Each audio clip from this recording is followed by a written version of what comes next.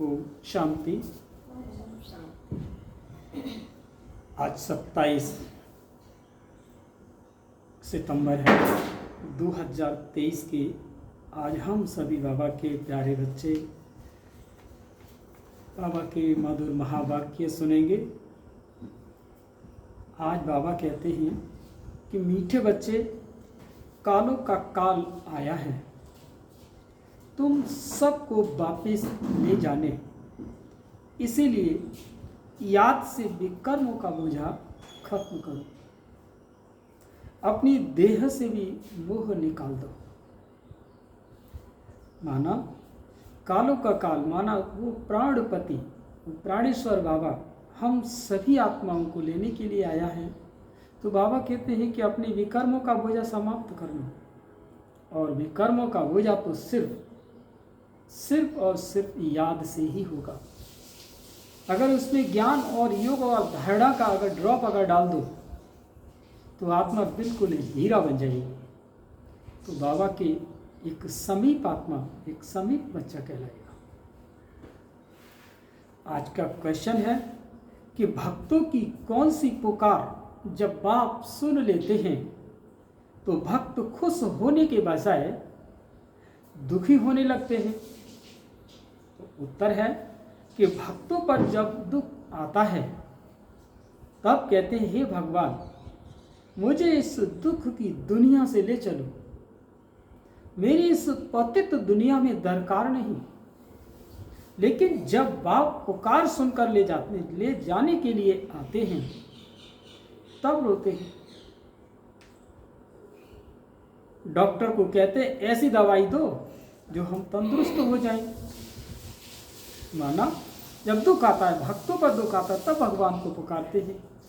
उनको भगवान का पता न होने के कारण वो भगवान की बनाई हुई वो देव मूर्तियाँ हैं, भगवान की बनाई हुई वो दिव्य मूर्तियाँ हैं जो आज मंदिर, मस्जिद, गुरुद्वारे, चर्चों में आज अगर सम्मिलित हैं, लगी हुई हैं। ऐसी देव मूर्तियों के आगे वो भगवान के आगे जाकर के वो अपने आप को, अपना माथा टेकते हैं। और जब उनको ठीक नहीं होते तो डॉक्टर तो भगवान से ये गुहार करते हैं, डॉक्टर साहब ऐसी दवाई दे दो ताकि हमारी बीमारी दूर हो जाए और हम स्वस्थ हो जाए। गीत है कि दूर देश का रहने वाला आया देश पर आए। ओम शांति। दूर देश में बाप भी रहते हैं और तुम बच्चे भी रहते हो। अब यह बाप यहाँ क्यों आया है? बाप को क्यों याद करते हैं? हे भगवान, आओ, आ करके हमको वापिस ले जाओ। ये आत्मा कहती है कि अपने घर मुक्ति धाम ले जाओ। यह तो जैसे कालों के काल को पुकारते हैं। भक्ति मार्ग में समझ नहीं है कि हम किसको पुकारते हैं, कि हमको इस पतित दुनिया के संबंध से छुड़ाकर साथ ले चलो। हमको यहाँ रहने की दरकार नहीं है। और फिर कोई की आत्मा जब शरीर छोड़ती है तो कितना दुखी होते हैं, रोते पीटते हैं। एक तरफ तो बुलाते हैं, बाबा आकर के हमको यहाँ से ले जाओ, इस शरीर से मुक्त करो। परंतु जब मुक्त करते हैं तो रोते और चिल्लाते हैं। भक्ति मार्ग में पुकारते हैं परंतु समझते नहीं। सावित्री सत्यवान की कहानी है ना, कि वह तो एक ही आत्मा को ले जा रहे थे परंतु सावित्री ने ले जाने नहीं दे रही थी। मनुष्य जब शरीर छोड़ते हैं तो शरीर में मोह होने के कारण आत्मा छोड़ना नहीं चाहती। डॉक्टर को कहते हैं ऐसी दवाई दो जो हम तंदुरुस्त हो जाएं। शरीर को हम छोड़ना नहीं चाहते। साथ में फिर कहते हैं, भगवान आओ, आकर हमको साथ ले जाओ। वंडरफुल बात है ना। अभी तुम खुशी से चलते हो। मनुष्यों का तो दुनिया में मित्र संबंधी आदि में मोह है। अब पूछते हैं, क्या तुमको मित्र संबंधी आदि से छुड़वाऊं या छुड़ाऊं? ले तो जाऊं, फिर तुम इन मित्र संबंधियों की याद छोड़ो। अंतकाल अगर बच्चों की याद को सिमरेंगे तो फिर ऐसा जन्म मिल जाएगा। बाबा कहते तुम आत्माओं को इस शरीर से अलग करके मैं ले जाऊंगा, फिर तुमको मित्र संबंधी आदि की याद तो नहीं पड़ेगी। पिछाड़ी में एक बाप को ही याद करना है। पुनर्जन्म में तो यहाँ आना नहीं है, इसीलिए देह सहित सबको भूलते जाओ। बाबा एक मुझ बाप को याद करो, जब तक तुम पवित्र नहीं बनेंगे तब तक तुमको ले नहीं जा सकता हूं। अब मैं तुम आत्माओं को लेने आया हूं, परंतु तुम्हारे ऊपर विकर्मों का बोझा बहुत है। ये आत्माओं से बात कर रहे हैं। बाप परम धाम से आए हैं पराये देश में। अपना देश स्वर्ग जो स्थापन करते हैं उसमें तो उनको आना नहीं है। यहां तुम दुखी होकर के बुलाते हो, मुझे तो एक ही समय आकर सभी आत्माओं को वापस ले जाना है।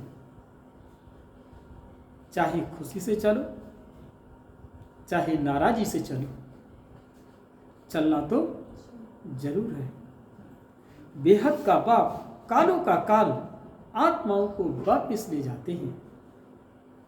यानी बेहद का बाप कालों का काल, पतियों का पति, प्राणपति सब आत्माओं को वापस ले जाते हैं। गोया सभी मनुष्यों का विनाश करने आते हैं, मनुष्यों का विनाश करने आते हैं। ये बात बाबा हमेशा मनुष्यों के ऊपर बोलता है। पत्नी होते हैं, पत्नी का पति मर जाए तो कितना रोती है। बाबा कहते हैं अगर पति मर जाता है तो पत्नी कितना रोती है। अभी कहते हैं कि हमको ले चलो, हमें कुछ नहीं चाहिए, परंतु तुम पतितों को ले नहीं जा सकते, इसीलिए पावन बनाने आया हूं। पावन तब बनेंगे जब अपने को अशरीरी समझेंगे, देह सहित देह के सब संबंध भूलेंगे, मुझ एक बाप को याद करेंगे तो तुम्हारे विकर्म विनाश होंगे। मुक्ति तो बहुत अच्छी बतलाता हूं, कल्प कल्प और कल्प कल्प की बाजी में ये मुक्ति में अच्छी तरह से बतलाता हूं, लेकिन फिर भी बच्चे के अंदर संशय पैदा हो जाते हैं, वो अपने भाग्य को जमा नहीं कर पाते। तुम जानते हो ये सब शरीर खाक हो जाएंगे। होलिका होती है तो उसमें धागा जलता नहीं है, तो आत्मा भी जलती नहीं है, बाकी इस भमोर को आग लग जाती है। सभी शरीर जल करके खाक हो जाएगी और आत्मा शुद्ध हो जाएगी। जैसे कहावत है कि बिल्ली के पूंगरे बचे, वो यही कहावत है कि बाबा अपनी आत्माओं को किस तरह से बचाएगा, वो बाबा ही जानी जाननहार है कि कौन सी आत्मा की कौन सी तपस्या है और किस स्थान पर उस आत्मा की आवश्यकता है, तो उसी आत्मा को बाबा बचाएगा। आत्माओं को शुद्ध बनने के लिए निरंतर देही अभिमानी बनने का पुरुषार्थ करना है। देह होते भी अपने को आत्मा समझ बाप के साथ योग लगाना है। जैसे सन्यासी लोग ब्रह्म अथवा तत्व से योग लगाते हैं, कहते हैं हम तत्व में लीन हो जाएंगे, तत्व से बुद्धि योग लग जाएगा।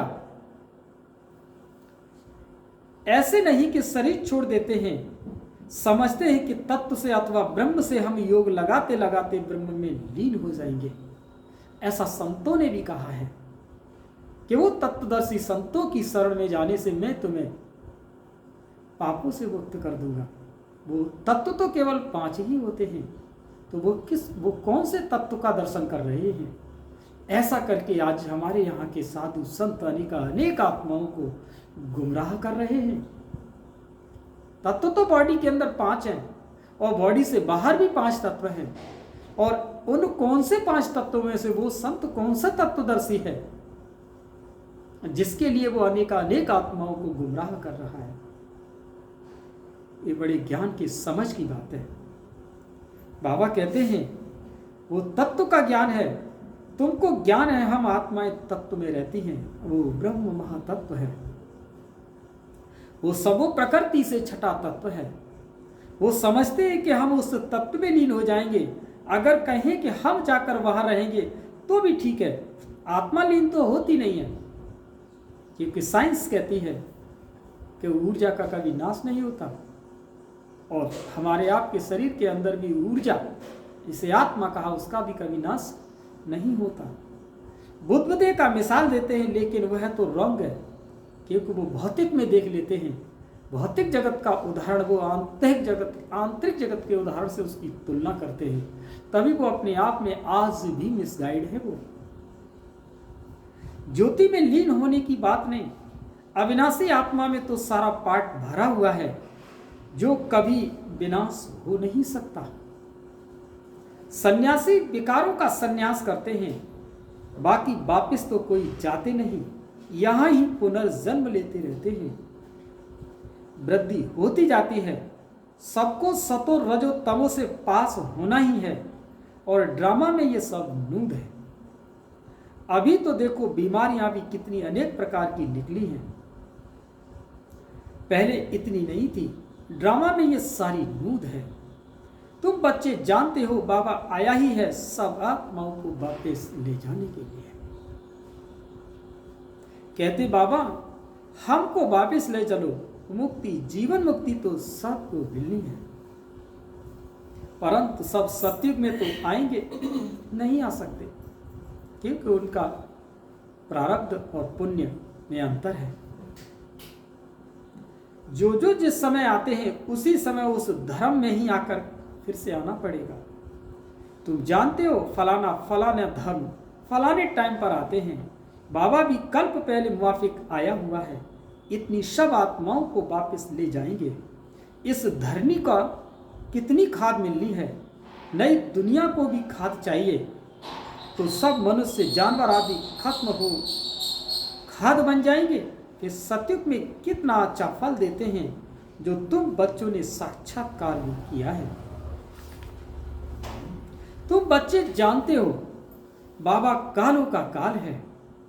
सब कहते हैं बाबा हम खुशी से आपके साथ चलते हैं, हमको ले चलो, हमको यहाँ बहुत दुख है। ये है ही दुख देने वाली दुनिया। दुख धाम में एक दो को दुख देते रहते हैं, अपार दुख है। अब तुमको सुख में ले जाने आया हूं। अब एक को याद करेंगे तो वर्षा पा सकेंगे, नहीं तो राजाई का वर्षा पूरा पा नहीं सकेंगे। फिर प्रजा में चले जाएंगे, बाप आकर राजाई का सुख देते हैं, और कोई भी धर्म संस्थापक राजधानी स्थापन नहीं करते हैं।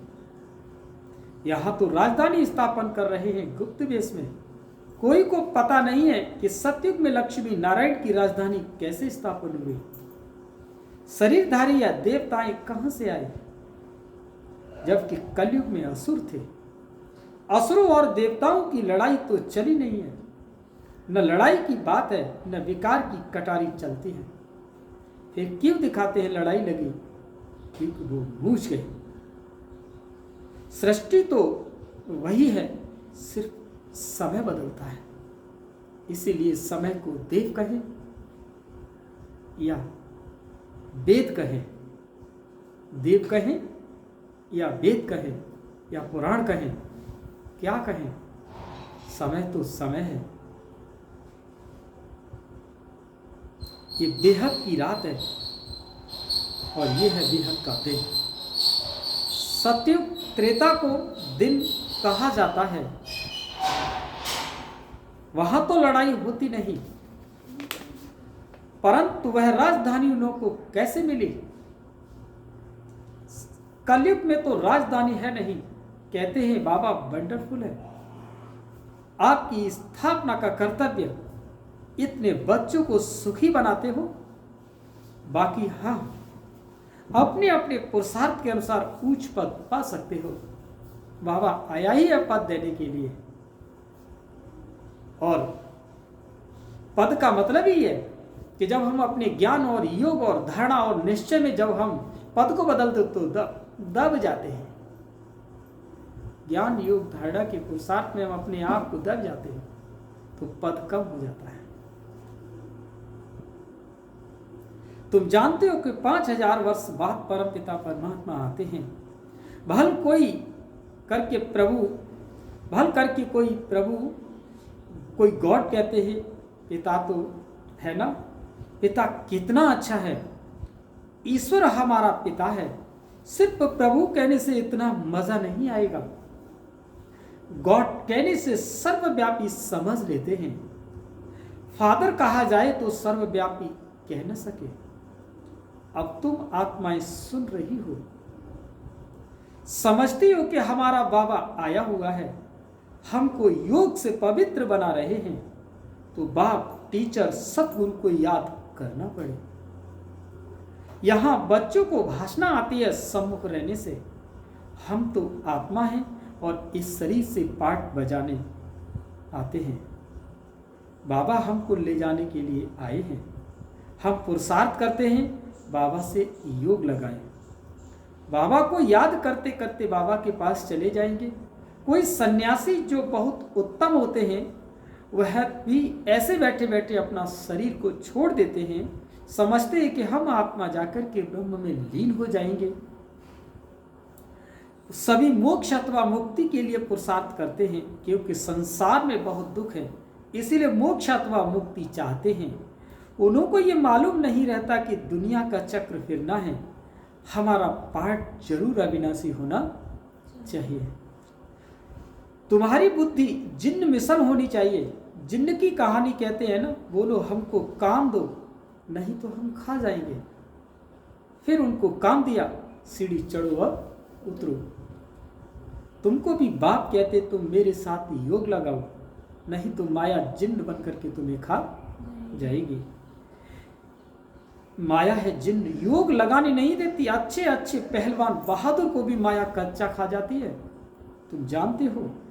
बाबा सिखाने आया है, कहते हैं बच्चे अब सम्मुख बाप आया है, मुझे अब याद करो, नहीं तो माया जिन्न खा जाएगी। ये काम दिया जाता है तुम्हारे ही कल्याण के लिए, तुम विश्व के मालिक बन जाएंगे। अपने को आत्मा समझ शरीर का भान छोड़ दो। सन्यासी माना देह सहित सन्यास, बाकी अपने को आत्मा समझना है।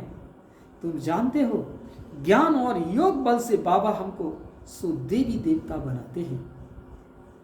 राजाई स्थापन हो रही है, ये राजयोग है, ये बातें शास्त्रों में नहीं है।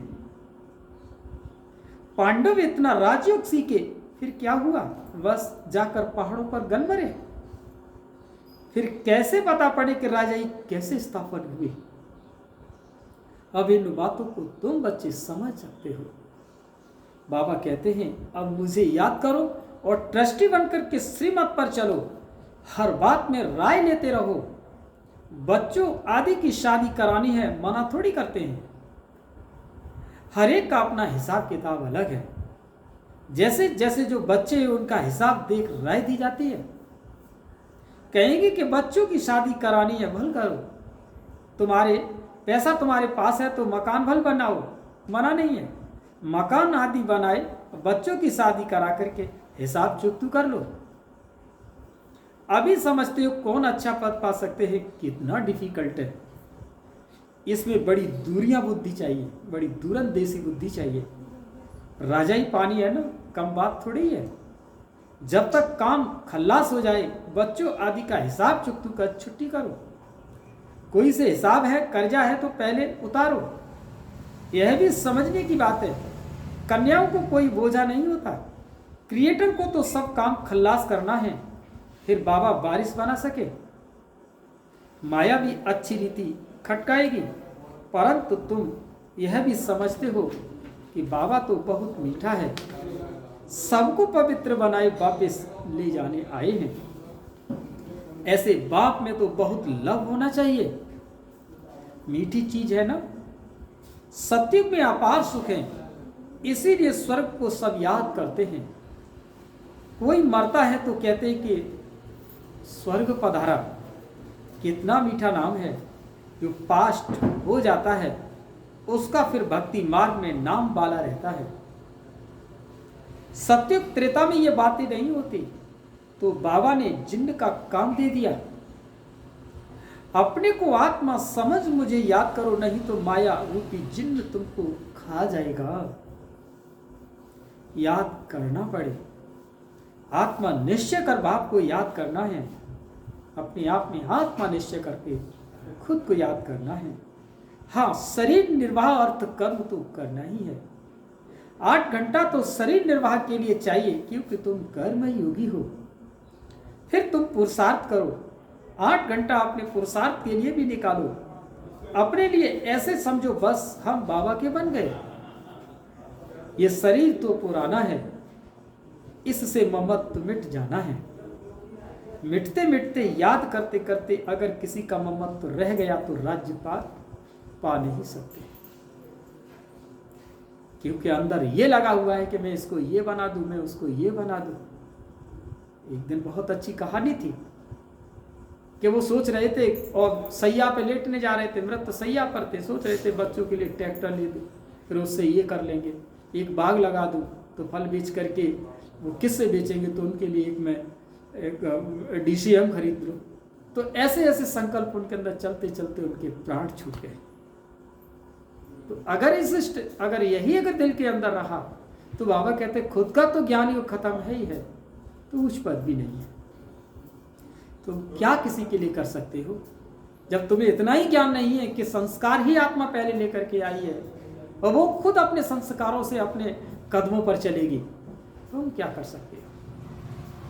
तो बाबा कहते हैं कि विश्व का मालिक बनने में बड़ी मेहनत चाहिए। बाबा आया है दुखधाम से लिबरेट कर ले जाने, इसीलिए उनको लिबरेटर और गाइड और पतित पावन कहते हैं। पंडावी है समझाना है कि रावण का राज्य का विनाश और राम राज्य की स्थापना करने बाप को तो आना पड़ता है। वही शांति की स्थापना करते हैं। उनके जो यादगार बनते हैं उनको पीस प्राइज मिलती है। पीस स्थापन करने वाला पीसफुल राज्य भाग्य देते हैं। वही मोस्ट विलबेट बाबा है जो हमको कल्प कल्प वर्षा देते हैं।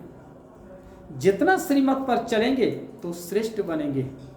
तुम जानते हो श्री श्री से हम जो श्री लक्ष्मी श्री नारायण बनते हैं और 21 जन्मों के लिए चंद्रवंशी सूर्यवंशी राजधानी स्थापन हो रही है।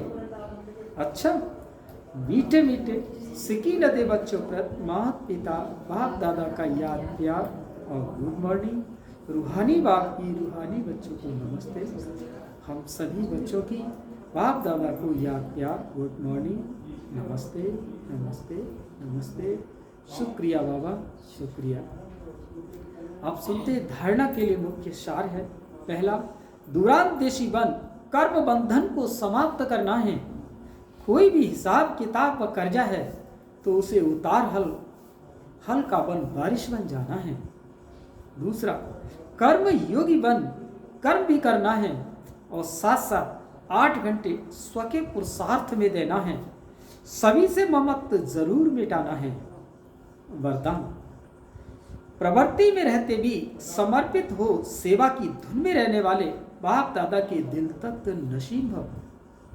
जो बच्चे प्रवृत्ति में रहते भी समर्पित हैं उनके सहयोग से सेवा का वृक्ष फलीभूत हो जाता है। उनका सहयोग ही वृक्ष का पानी बन जाता है। जैसे वृक्ष को पानी मिलने से अच्छा फल निकलता है, ऐसे श्रेष्ठ सहयोगी आत्माओं के सहयोग से वृक्ष फलीभूत होता है। ऐसे सेवा की धुन में सदा रहने वाले, प्रवृत्ति में सदा समर्पित हो चलने वाले बच्चे बाप दादा के दिल तक नशीन बन जाते हैं। आज का स्लोगन है, कम से कम समय में संकल्पों को मोड़ने और ब्रेक लगाने की युक्ति सीख लो तो बुद्धि की शक्ति व्यर्थ जा नहीं सकती। माना कम से कम समय में संकल्पों को मोड़ने के और ब्रेक लगाने की युक्ति सीख लो तो बुद्धि की शक्ति व्यर्थ नहीं जा सकती। अच्छा, ओम शांति।